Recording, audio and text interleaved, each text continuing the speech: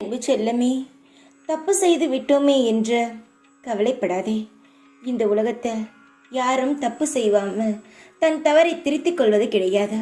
உன் வாழ்க்கை இப்படி மாறினத்துக்கு காரணம் நீ என்று நினைத்த கவலைப்படாதே. காலமும் நேரமும் உன் வாழ்க்கையை மாற்றியது. உன்னுடைய கர்மாவும் சேர்ந்து உன்னை பாடாக படுத்தியது. அவ்வளவுதான். பல பேர் சொல்லலாம், நீதான் தப்பு செய்தாய், அதனால்தான் உன் வாழ்க்கை இப்படிப்பட்ட நிலைமையில் இருக்கிறது என்று. அதெல்லாம் இல்லை. நீ நினைத்தாலும் நான் உன்னை தப்பு செய்ய விட மாட்டேன். நேரங்கள் உன்னை வாட்டி வதைக்கிறது. யார் சொல்வதையும் காதில் வாங்க வேண்டாம். நான் எப்பொழுதும் உன்னிடம் சொல்வது என்ன? மற்றவர் பேச்சை காதில் வாங்காதே என்பதுதானே. அதை எப்பொழுதுதான் நீ மாற்றிக்கொள்ளப் போகிறாய் என்று எனக்கு தெரியவில்லை.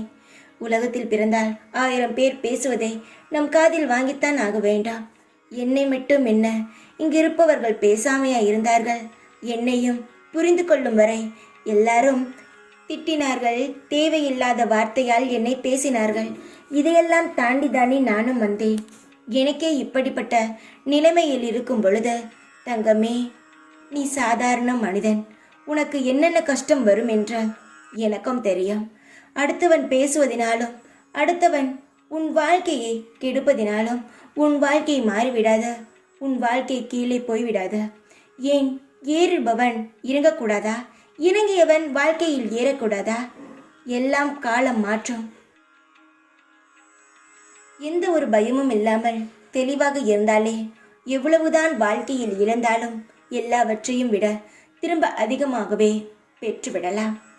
எல்லாருக்குமே மனதில் ஒன்று இருக்கும், நாளை என்ன செய்ய போகிறோம் என்று. அந்த பயம் உனக்கு தேவையில்லை. ஏனென்றால் நீ என்னுடைய குழந்தை. உன்னை பற்றி கவலைப்பட நான் இருக்கிறேன். நீ எப்பொழுதும் நிம்மதியாக இரு. கவலை இருக்கத்தான் செய்யும்.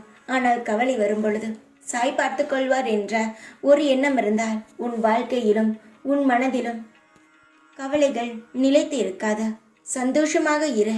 உனக்காக நான் இருக்கிறேன். உன் பொறுப்புகள் எல்லாம் நான் எடுத்து செய்கிறேன். தைரியமாக இரு. எப்பொழுதும் உன் கூடவே இருப்பேன் நான். ஓம் சாய்ராம்.